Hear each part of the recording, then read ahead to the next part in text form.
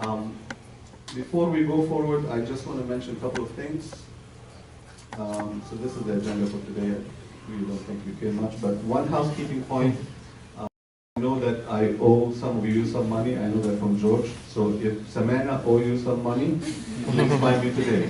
Not your registration fee, obviously. But if somebody paid for something and need to be reimbursed for that, please find me today. That's your last chance.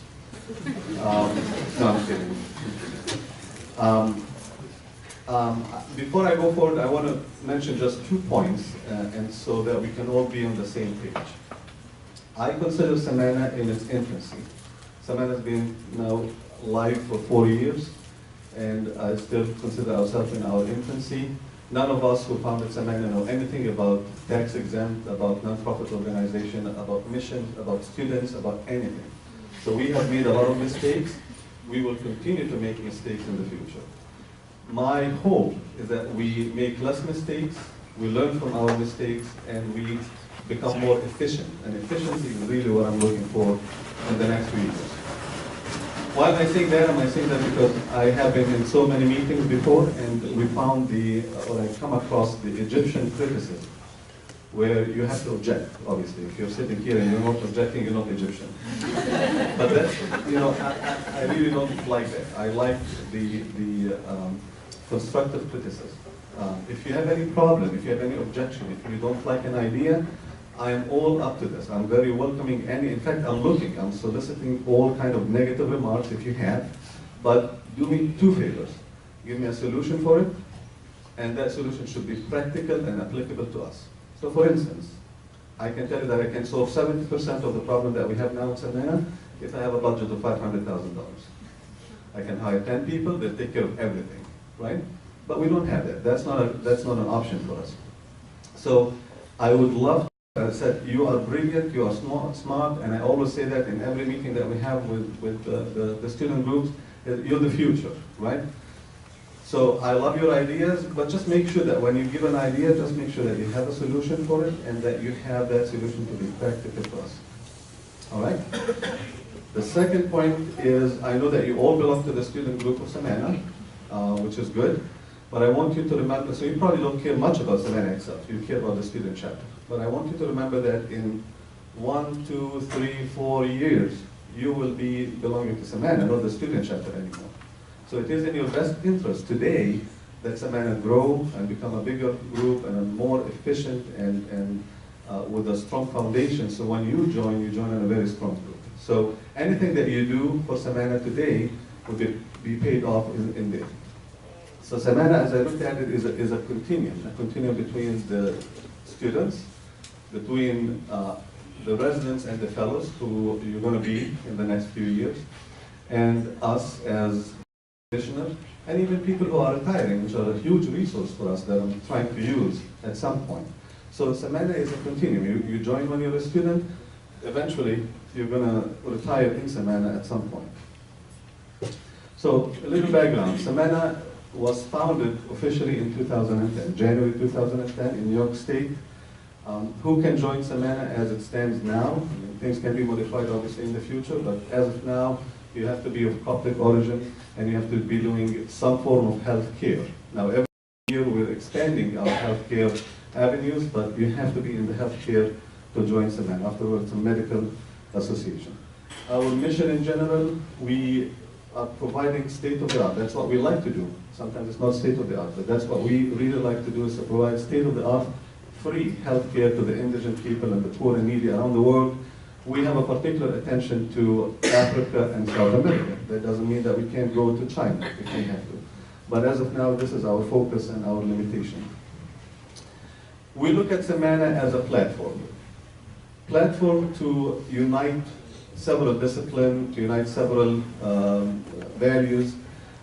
We are hoping, I'm not sure if you can see very well from this slide, but CMANA is a platform that unites all healthcare professionals in North America, US and Canada, be it a doctor, a dentist, pharmacist, nurse, PA&P, physical therapy, podiatry, research, biomedical engineer.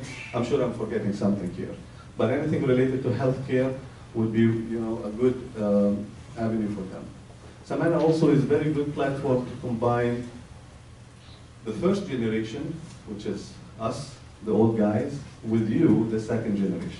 We both come with different cultures, with different values, but both of them together will be very, very, very strong. So it's a very good, because this is a juncture. Again, imagine 50 years from now, there wouldn't be any second generation. Us are gone, and it's only you. So you can capture that transition and integrate it, and perhaps CMANA might be a good avenue to do that. CMANA also helped unite the young generation like you. You're very energetic, you're very flexible, you have the future, you're very bright. With the middle-aged group like us, maybe you have a little bit more experience, you have a little bit of the old culture and stuff like that. And with people who are near retirement, who have tremendous experience and time. So the combination of all of them can be very, very important. CMANA also can, and I find this to be very, very important, especially when it comes to mission. CMANA is a way or a platform that can integrate our professional career as people work in the medical specialty with our spiritual life. You can actually, believe it or not, and this was new to me, you can grow spiritually in a mission. While you're offering your medical career or your medical field or your medical expertise, you can actually grow your spiritual life as well during that time. So that's very important. While at the same time you can do charity work. If you need to, if you have some time and you want to give it to charity, you can do it at the same time. So you're using your spiritual background, you're using your medical background, and you can provide charity care. The objectives of CMANA, I put them under 3 categories, although you can add to that, but these are the broad categories of our objective. First, number 1 is charity, education, and networking. I'll give you very quickly an example of charity, and maybe I'll take you back to why we started CMANA. We started CMANA, or at least talking about CMANA in 2008 when I found out from Hani Ashamallah, I know that he gave a lecture yesterday. He gets a lot of patients from Abuna Dawood, from Egypt. Hani gets overwhelmed with those patients. They might need, completely different specialty that he can afford, and he's kind of, obviously he's, limited in the number of specialty that he had under his hand. So I suggested, why don't we have this as an expansion of the specialty to have more resources for the patient coming from Egypt. So one of the main reasons why we formed CMANA was to accept patients from Egypt that come in either for medical care or even for a consultation. We can also help here. As we grow, we will probably be doing this, help the indigent people in the Coptic community here. I saw that in your questions today, how can you help the Coptic community? This is one of the ways you can do that. You can have a clinic attached to a church, or a clinic belonging to CMANA, where you can help the indigent people who don't have an insurance or just coming from Egypt and need some help. Obviously, medical mission grew. This was unintentional, but it grew and became one of the main stones in CMANA. This is one of our, the thing that we're really good at the present time. We can collect medication and send them to Egypt. I am looking for something that I call the warehouse of CMANA, where we can have storage of medication, of equipment, a portable echo, a portable ultrasound, a laparoscope for the surgeon, an ENT bag, something like that, so that if anybody goes to the trip, we don't have to solicit those every time, but they'll be stored with us. Obviously, support other charitable organizations. In education, and I put mentorship as a separate item here because that's what really pertains to you. You guys are growing in the field. You definitely are looking for somebody who is more experienced, and there's really nothing better than CMANA to offer this. During missions, during sessions like this, during dedicated, educational session. Many of us, I know at least 6 or 7 of us, who used to give board review during our training and fellowship and so forth. So why don't we do a session where we meet on a weekend and do a review for the USMLE, the similar or the equivalent of that in pharmacy and dentist. Why don't we do a board review course if needed for the residents and fellow before they get to the boards. So a lot of potential of education and mentorship as well. Ethical conflicts is something that I really like to address at some point, but it really requires a lot of help. There's a lot of things in our career, like end-of-life issues, DNR, DNI, stem cell transplant, abortion, different contraceptive methods. I think us as people in the medical field, if we work together with the church, we can establish our, the rules for those kind of challenging situations and ethical dilemma as it pertains to our own belief, the Coptic belief. So we can help the church doing this. Scientific session, as I said, CME program, and we're trying to work with some universities to see if they can help us with that. Obviously, investment and legal education. Most of the, I will talk about physicians, I'm not sure about anybody else, but most of the physicians don't know nothing about investment or legal issues, so it would be nice if we have some sessions for to teach the physician how to invest money. And spiritual, and I put it between brackets because this is really not the primary goal for CMANA, again, with the Coptic Medical Association. But we would like to have spirituality as part of our core practice. But this is not the main part of it. And we can do that for other legal issues as well. Networking, so one of the beauty about the platform of CMANA is assisting, and people who are coming, healthcare providers are coming from Egypt looking for, I'm going to give an example of a residency. But if we're well connected and well established and a coherent group, we can probably help those people find a residency position. It can also help you when you're trying to find out which specialty should I go to. I'm still confused. I don't know what should I do. You finish the residency and you're not sure about fellowship. Should I do this? Should I do that? If you have a bigger group of physicians around, then it might be much easier to get an advice as to how to do this. If you're moving to another state, let's say I'm moving to California and I want to do cardiology in California. If I go on CMANA website, eventually down the line, this is our hope, is to be able to access the database online. So I can go online and click doctor by state. It will give me all the doctors, nurses by state, doctor by specialty. If I want to find a cardiologist in California, I can basically find a cardiologist there. Or if you're relocating and you need help in that city, you can also get help from somebody in your own specialty. Also, honor distinguished doctors. It'd be nice if we start honoring, those Coptic doctors who served here for so many years and did, wonderful stuff to the community. I think it would be our role, and also they will serve as role models when you bring them in to the students and they see how good they are, how they practice, how they achieve that statue. It would be much, much better. As it stands now for CMANA, we are divided into 5 chapters. We have the West, we have the South, we have the Midwest, we have the Northeast, and we have Canada. So we have 5 chapters. Each one of those chapters has a leader. Each of those 5 leaders are part of the board of CMANA, in addition to 3 other titles, which is the president, the treasurer, and the secretary. So these are basically the 8 people that make the board. But this is how we divide CMANA in terms of chapters, and I'm hoping that even the student chapter will have something similar to this, where you're also divided into some kind of chapters. Back in 2011, this was my view of the hierarchy of CMANA. We have a board of trustees, which as of now has 8 individuals. Then we have an educational committee, medication supplies, patient relation, and public relation, and under each one comes a different category of committees. How many of you have been to missions in general? All right. And how many have been to missions with CMANA? Most of those. All right. So back in 2010, when we founded CMANA, Abuna would approach us and said, why don't you guys come to Egypt? And we found that that might be something interesting. So this was out of the blue. It was not one of our intentions in the beginning. And so we went into our first mission in Egypt, and from there, it grew substantially. It actually became our most enjoyable aspect of CMANA practice. So I'm going to give you a little glimpse about the mission that we have done, just to give you an idea of what we do. And also I'm going to tell you that we have a specific approach in mission. In addition to just doing medical care, which is what we do, we also integrate with that a couple of more, we call them service lines. So we have a fellowship service line, and we have a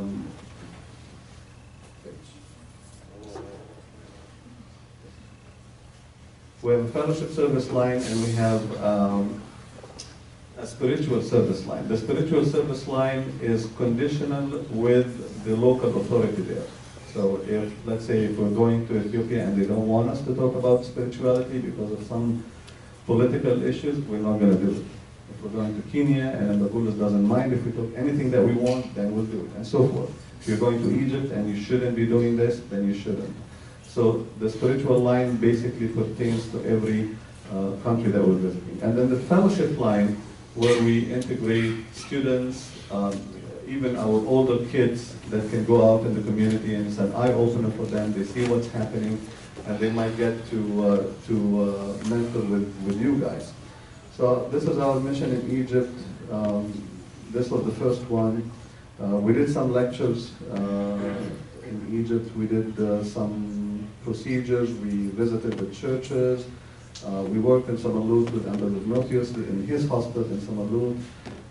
Obviously, Abuna Dawood is one of our instrumental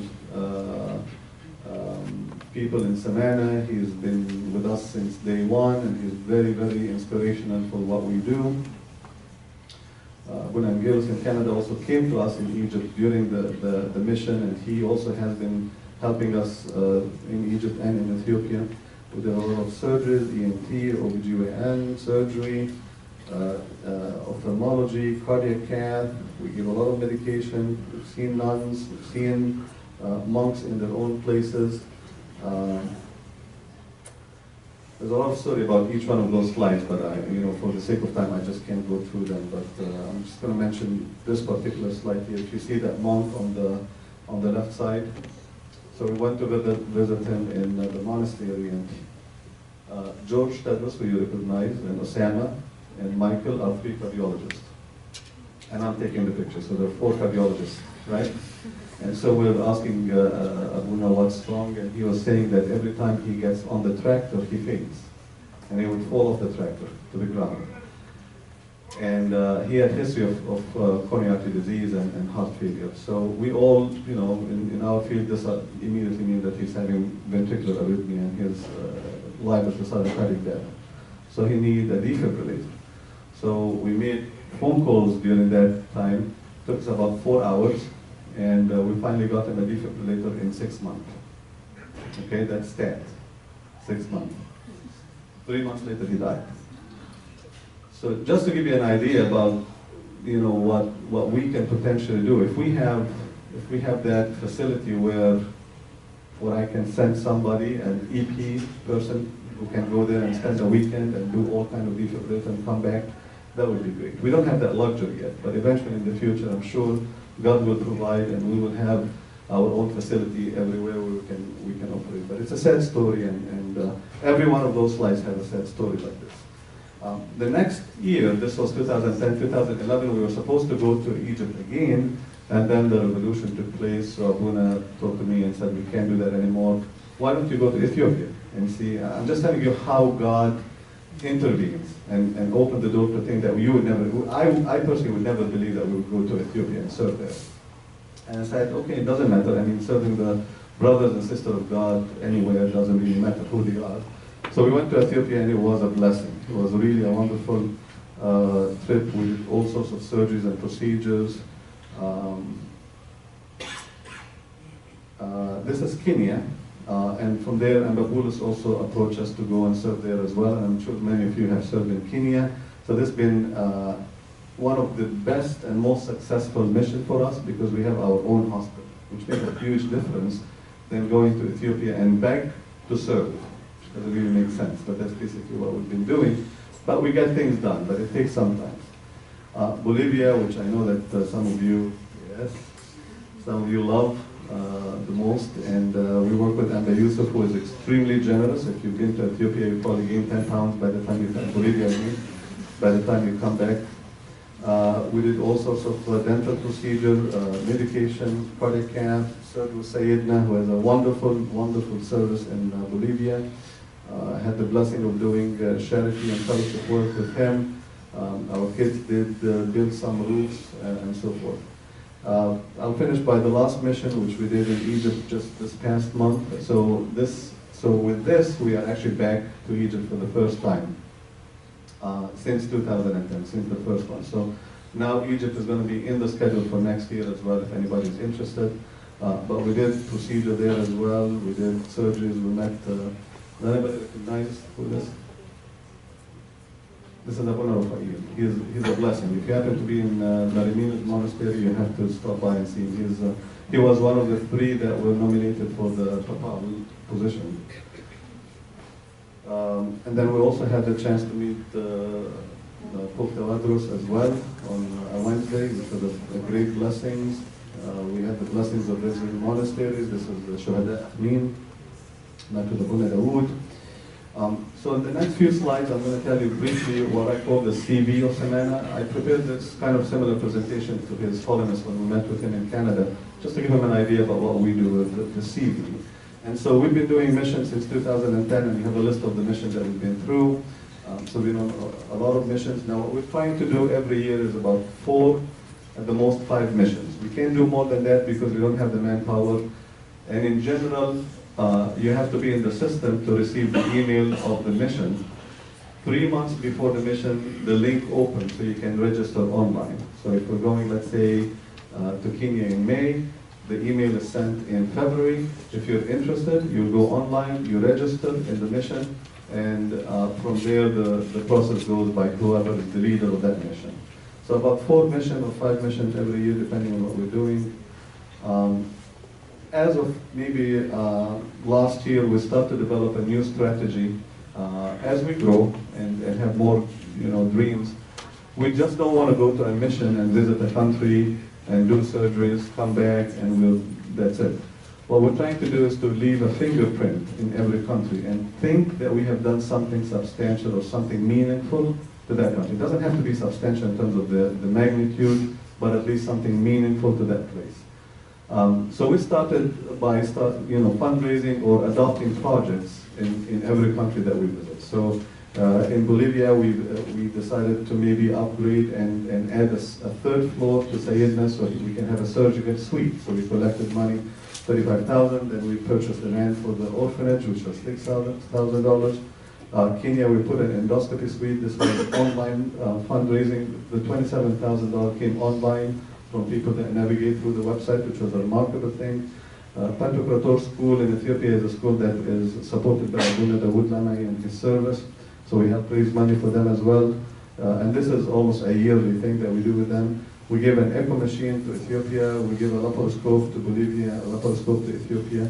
And in the last mission to Egypt, and again, this gives you an idea about the grace of God. The leader asked me if we can raise $40,000 before the mission. And I said, it doesn't make sense. We can't do this. This is beyond our limits. I don't think we can do that.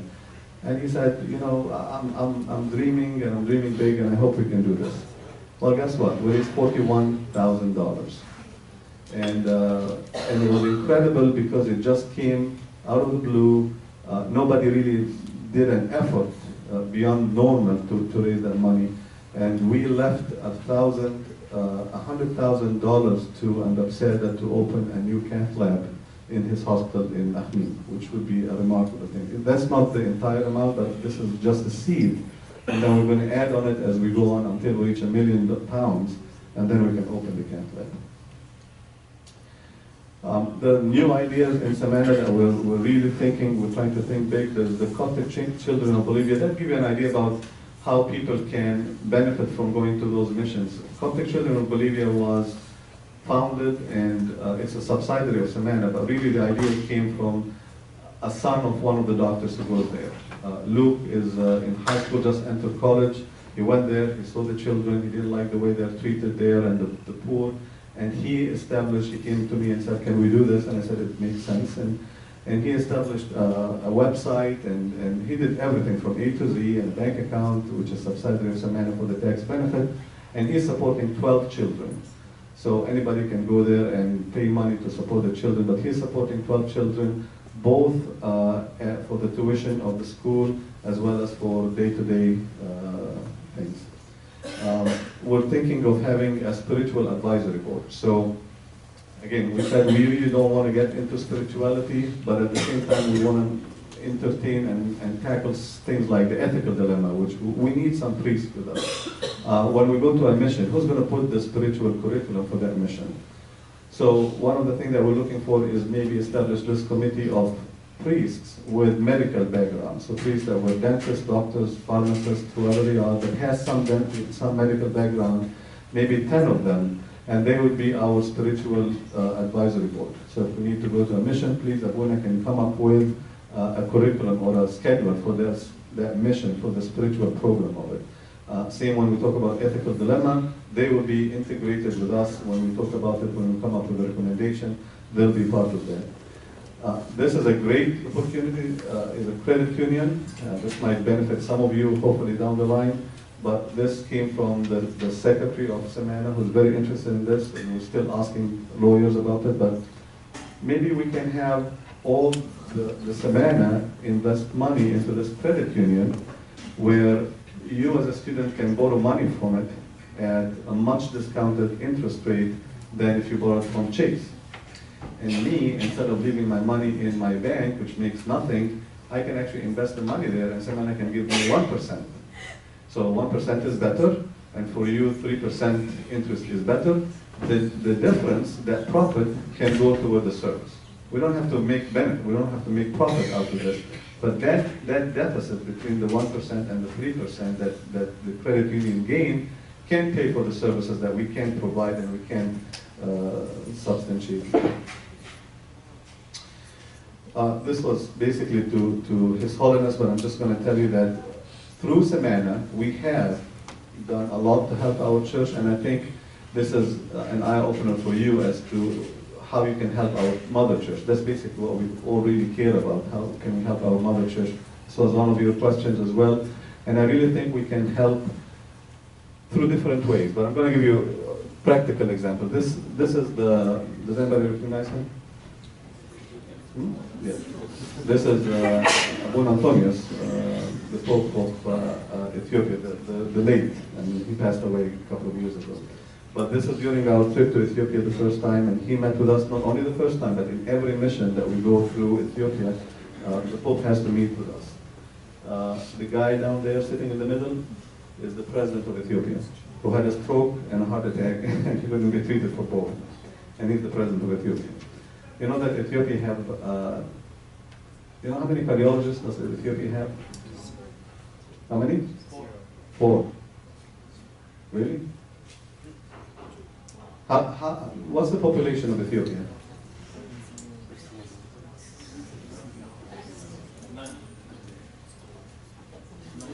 95 million.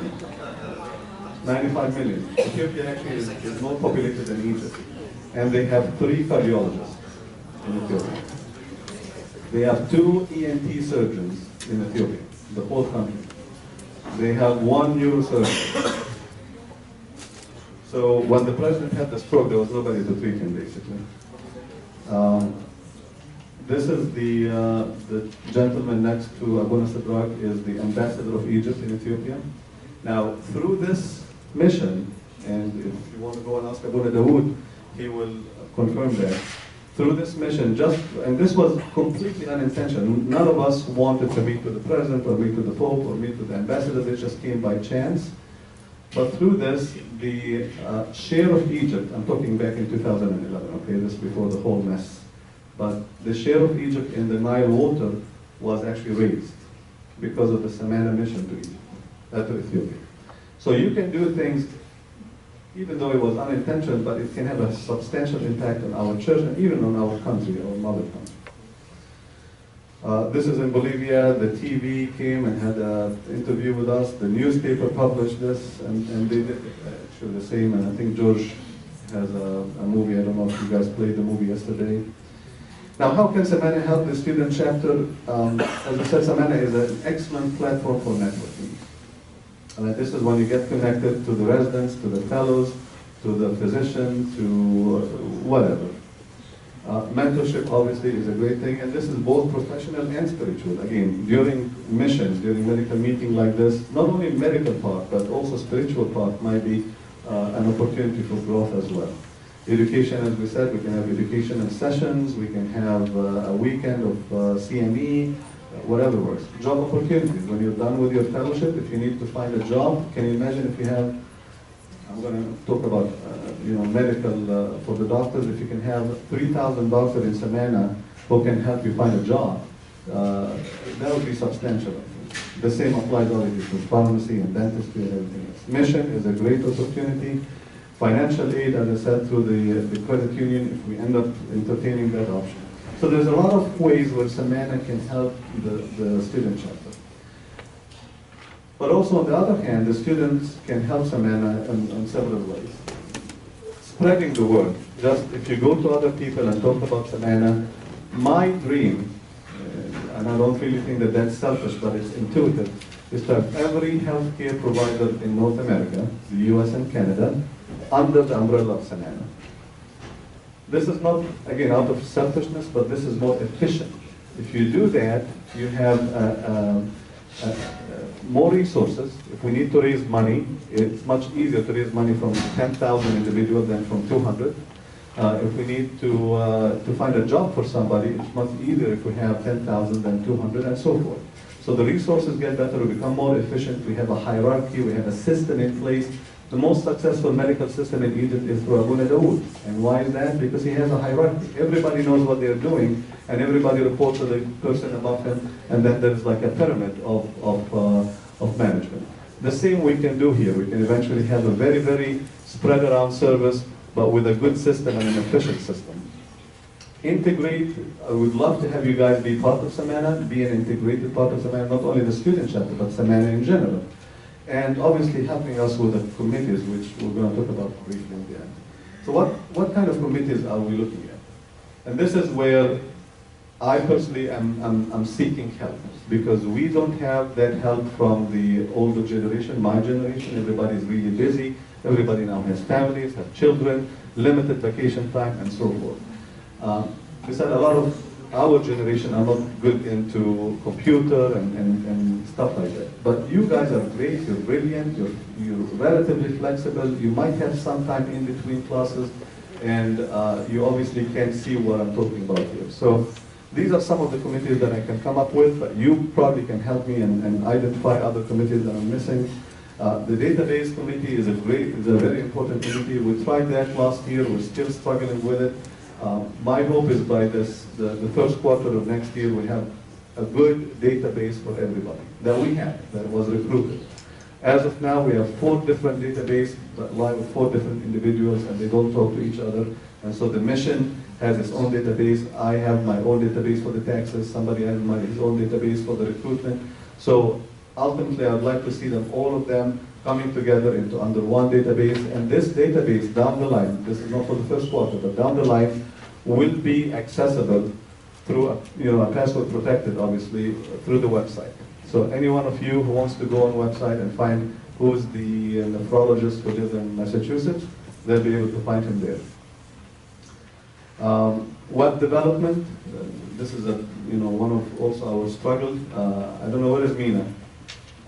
Mina is here. Mina, please just show my show of hand, please. Because Mina is an amazing servant. Amazing servant. He had done substantial help to us, even though when you look at our website, it's not really fully integrated yet. This is because he's waiting for some input. Mina is not going to develop the input, but he's waiting for the input. So we are so busy, we don't provide him with the content that he needs to put on the website. But if you are into web development, into ideas, and can help us with that, that will be substantial. He needs the stuff to put on the internet, but Mina has been of substantial help. God bless you, Habib. Newsletter. We were hoping to have a newsletter quarterly. We couldn't do that. I'm actually now stepping down and even a newsletter annually. If we can have a newsletter at the end of every year where we can compile what we have done in the year in terms of missions, student chapters, retreats, stuff like that, fundraising, that is very important, because when we go and solicit donation from companies, they look at stuff like that. They look at what we have done over the last year. I end up writing them on in a paragraph and sending it, which really doesn't look good. But if we have a newsletter, it would allow us to get much more donation than we can get as of now. Missions, obviously, if you're into the mission and you want to serve on a mission committee, try to help with the scheduling, with the recruitment, with the programs. That would be great. Educational committee, as we discussed before. Meeting committee for stuff like this, for meeting. I would love to have a gala once a year that we can invite the students, the residents, the doctor, everybody into a gala once a year. The PR and the recruitment committee, audiovisual and IT. Again, we would love to see things posted on the website, movies made for every mission, so that would be a good recruitment for the following mission. We do have that sporadically. If somebody comes from a mission and they're good at IP or web or movie making, they will make a movie and we will post it on the internet. Finance, obviously, if anybody is interested in finance, they can help us with the credit union, ethical dilemma, as I said, and obviously tax returns, which require a significant amount of help at the end of the year to send tax receipts for everybody who contributed to CMANA.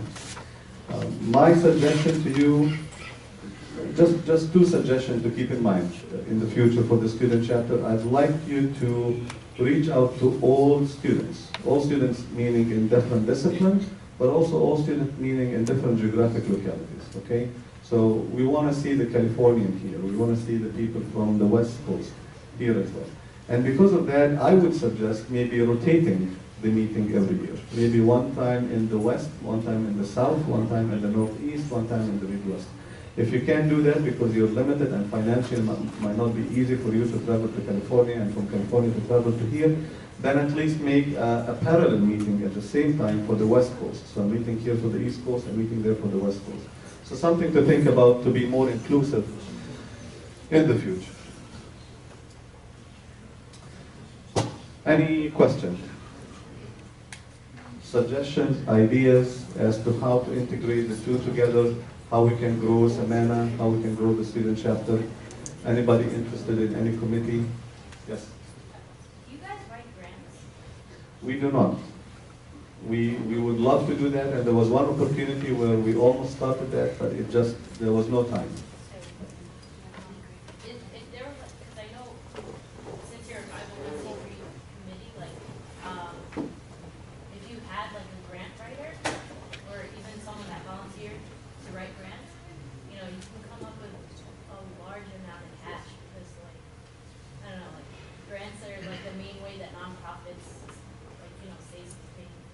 Correct, and I think if we have somebody who writes grants, because when we solicit money from companies, we have to do something like grant writing. It's not really that much, but we've been rejected twice before.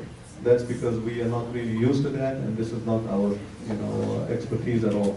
But I'm assuming if we have somebody, we can have that grant, and it's ongoing process, not only for that one particular mission, but for ongoing process. And most of the companies now do not give money to you directly.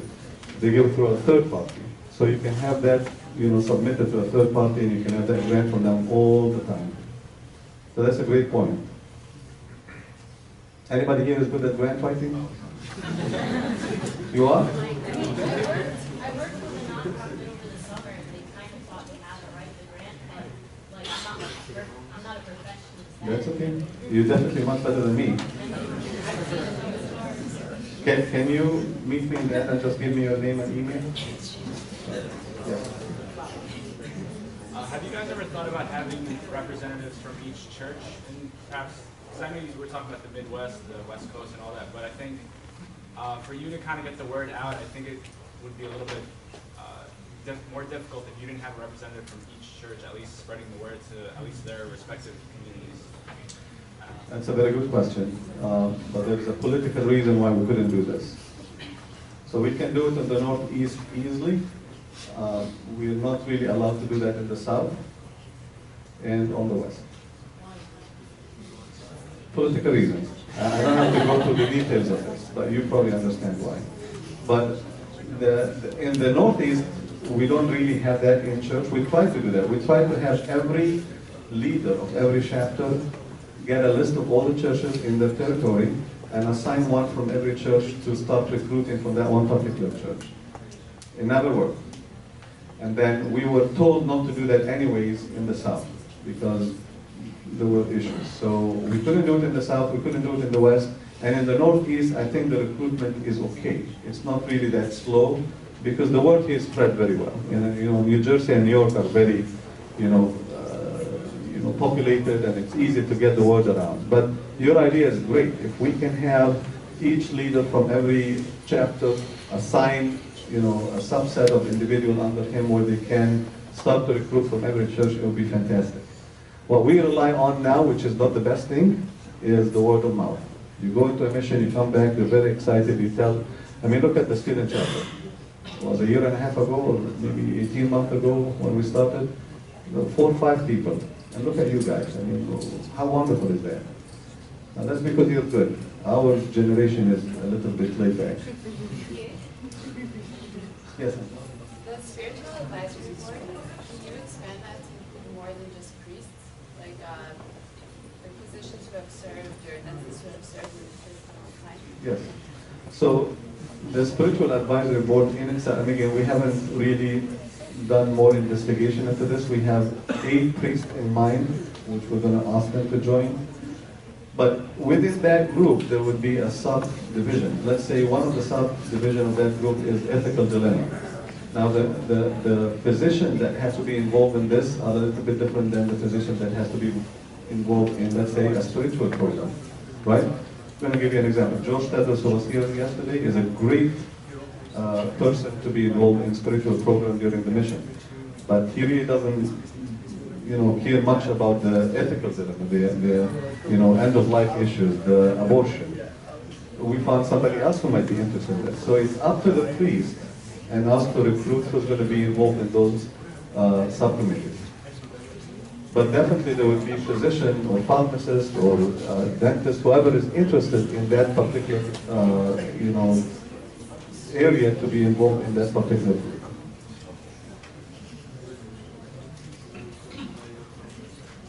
That's it? Yes. I just want to make a statement. I was there when Dr. Evan came to East Brunswick Church about 5 years ago. Yes. To start the CMANA, and it was an idea. They didn't have a tax exempt number. They didn't have anything. They just had a hope, a dream, and ideas. And what they have been able to do with this is absolutely remarkable, and it shows the blessing of God. I think in this room, what you can do is take their dream and take it forward. They're doing this with loyalty, with faith. There's a way to serve God and be good. You can do it each in your own little practices. But what CMANA has done is something what I believe to be better. They have taken it and taken it to the whole world. They have taken our service to the whole world. They've given us the opportunity to serve and have the gratification, to get the spiritual benefit, and they've given all these poor people the opportunity to have the service of medical and other dental and pharmacy in the world. It's nice to serve on your own, but what CMANA has done, and I think should be applauded greatly, is they have gone out of this and done a service to the entire world. And I just want to thank the founders of CMANA for giving our Coptic community this wonderful opportunity. I think it shows incredible insight and incredible hard work and dedication. So thank you very much.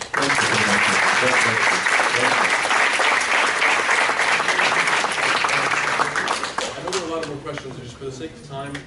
So Dr. Ahmed, we're really blessed that he's going to be with us for the day. So I really encourage you, when you have a question or if there's a way for you to get involved, this is a golden opportunity that he's here in person. You don't have to email him, you don't have to call or anything.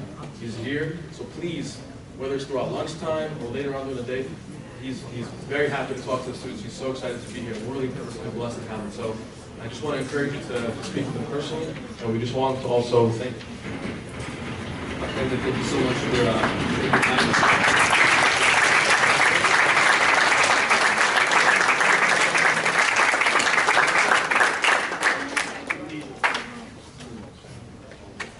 So as just an update on the schedule, we're like way early. So we're just gonna head to lunch right now, which is also prepaid upon from yesterday. It's not here. It's gonna be where we had breakfast. If you just go out, make a left, and lunch is served.